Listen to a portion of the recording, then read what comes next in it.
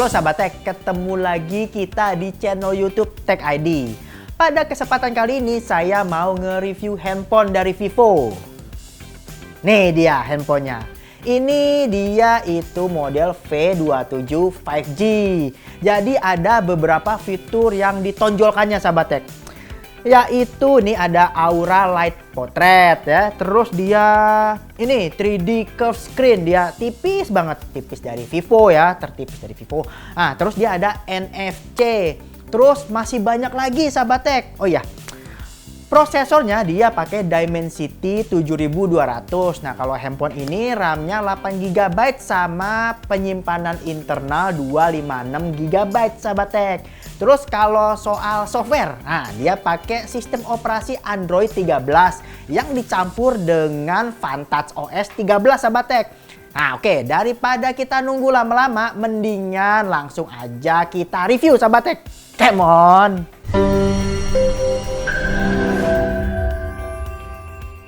Gini Sahabat Tech, saya suka banget nih sama desain V27 5G. Soalnya dia itu tipis banget. Tepian layarnya juga melengkung biar terlihat lebih trendy. Nah, kalau bagian belakang dia pakai bahan premium yang mirip seperti Vivo seri X. Berbicara bagian belakang, di sini ada 3 kamera Sahabat Tech. Pertama itu kamera utama beresolusi 50 megapiksel. Terus ada kamera ultra lebar 8 megapiksel. Nah, yang terakhir itu kamera makro 2 megapiksel. Di modul kamera belakang ada lampu berbentuk lingkaran yang disebut sebagai Aura Light Portrait. Ini berguna untuk mendapatkan foto yang jelas dan terang alami pada kondisi minim cahaya. Untuk layar, V27 punya panel AMOLED dengan sisi kiri dan kanan melengkung. Layar ini berukuran 6,78 inci dengan refresh rate 120Hz. Di tengah atas ada pansol untuk kamera selfie beresolusi 50 megapiksel Sahabat Tech. Nah, sekarang saya mau ngejelasin kameranya nih Sahabat Tech. Oh ya, saya ulang ya. Ini tadi kan katanya ada 3 kamera. Jadi kamera utama 50 megapiksel, terus ada kamera ultra lebar 8 megapiksel. Terus yang terakhir ada kamera makro 2 megapiksel Sahabat Tech. Yuk, lihat lagi yuk. Saya mulai dengan kamera ultra lebar dulu Sahabat Tech. Nah, di sini warna yang ditampilkannya terlihat cerah. Namun pada tanaman di bagian bawah terlihat saturasi warna yang terlalu agresif. Sehingga teksturnya kurang jelas terlihat. Namun, secara keseluruhan hasilnya bagus dengan exposure yang seimbang. Untuk kamera utama, hasilnya cukup memuaskan. Bagian langit terlihat jelas bersama awannya yang berarti tidak terganggu oleh overexposure. Bagian daun di sebelah kiri masih terlihat jelas tanpa gangguan underexposure. Secara keseluruhan, detail yang diberikannya terlihat jelas seperti pada daun di pohon dan garis-garis di gedung. Saya menyukai respon kamera V27 pada siang hari. Pasalnya, ponsel ini cepat tanggap mengambil subjek tanpa gangguan shutter lag. Ini dapat dirasakan ketika saya memotret kendaraan yang sedang melaju cukup cepat dan dapat langsung diambil tanpa kehilangan momen. Untuk fotografi makro, warna dan detail yang diberikannya cukup mumpuni. Namun, jika diperhatikan lebih teliti, ada gangguan grain di beberapa area foto. Meski demikian, ini masih dapat dimaklumi Sahabat Tech. Meski tidak ada kamera depth sensor, tetapi V27 5G masih bisa mengambil hasil dengan latar belakang bokeh. Hasilnya sangat bagus karena subjek dapat dipisahkan dengan baik dari latar belakang. Tidak ada pinggiran subjek yang terdominasi. Ketika cahaya matahari yang kuat membelakangi pohon-pohon dan tanaman lainnya, kamera V27 5G menghasilkan HDR dengan baik. Pada bagian belakang tidak ada gangguan overexposure. Bahkan awan pun terlihat jelas. Sedangkan warna hijau daun masih terlihat cukup baik Sahabat Tech. Selain kamera belakang, HDR pada kamera depan juga berperforma dengan baik. Berikut adalah hasil selfie yang membelakangi cahaya. Tidak ada paparan exposure yang berlebih atau sebaliknya. Untuk efek bokeh pada latar belakang menggunakan kamera depan, hasilnya terlihat rapi pada pinggiran subjek. Namun saya merasa bokeh pada latar belakang lebih terlihat alami ketika menggunakan kamera belakang. Pada malam hari, kamera utama V27 5G menampilkan hasil yang terang. Detail pada gambar terlihat jelas. Tekstur pada daun pohon dan gedung terlihat jelas juga Sahabat Tech. Meski ada sedikit gangguan flare, tetapi kamera ini sangat bagus ketika menangani gangguan blooming. Ini dibuktikan pada logo bank di atas sebuah gedung. Untuk performa malam hari pada kamera ultra lebar, hasilnya tidak sebaik kamera utama. Pasalnya, terdapat gangguan noise yang lebih mudah terlihat. Selain itu, ada penurunan kualitas detail pada pohon-pohon di seberang jalan. Sebelumnya sudah saya katakan bahwa Vivo V27 5G punya fitur Aura Light Portrait. Ini cocok untuk potret pada malam hari, dan ini adalah hasilnya, sahabat tech.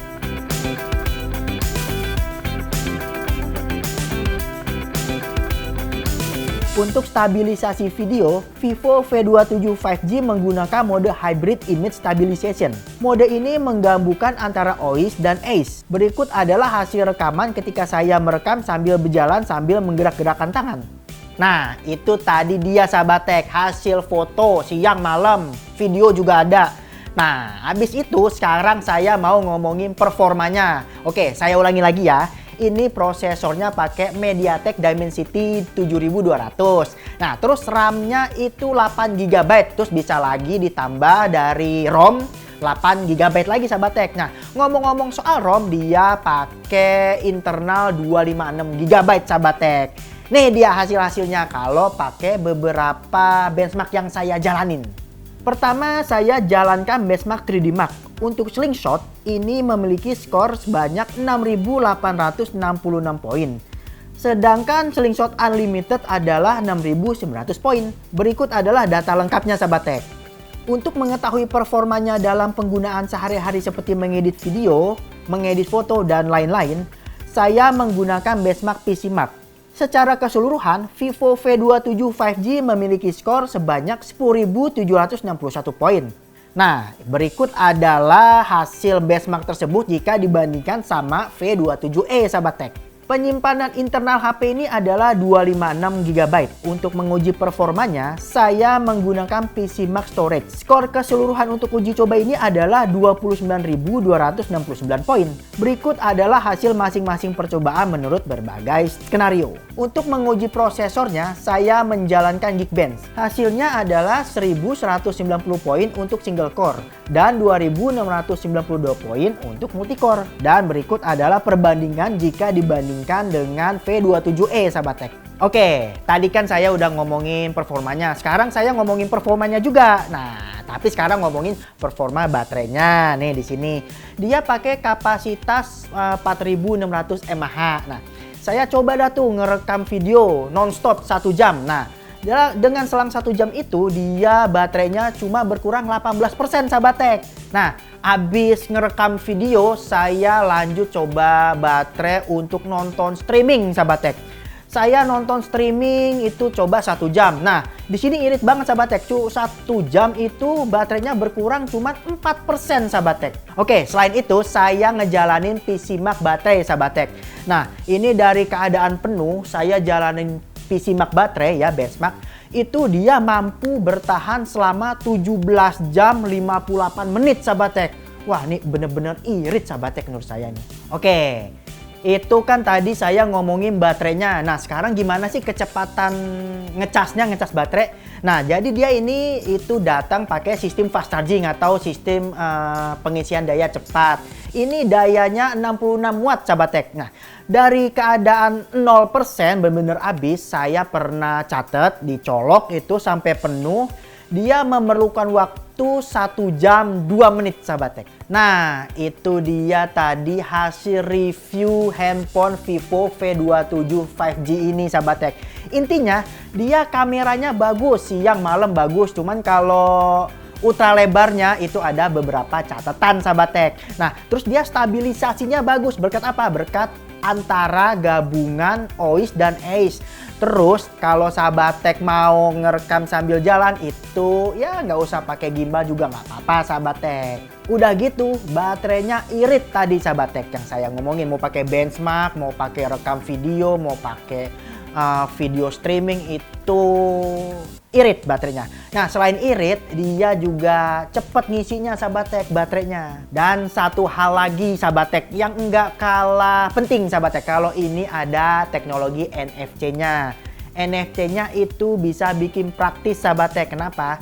Jadi selain bisa isi uang elektronik atau sekedar cek saldo di uang elektronik, Jadi NFC-nya itu bisa dipakai di setting buat buka pintu hotel atau pintu apartemen sahabat tech. Jadi kalau sahabat tech punya apartemen, nah itu bisa disetting di NFC ini. Jadi nggak usah pakai kartu apartemen, jadi ditempelin aja dah tuh ini di pintu sahabat tech, cetik ya bisa nyala habis itu. Nah sekarang kalau sahabat tech itu tertarik buat beli handphone ini V27 5G dari Vivo, itu cukup siapkan uang sebanyak 5.999.000 sahabat tech. Gimana? Ya cukup terjangkau mengingat fiturnya itu mumpuni.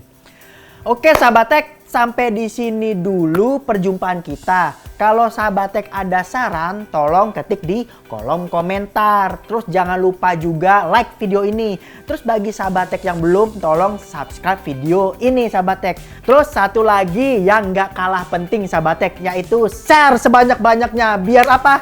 Cuaks dah!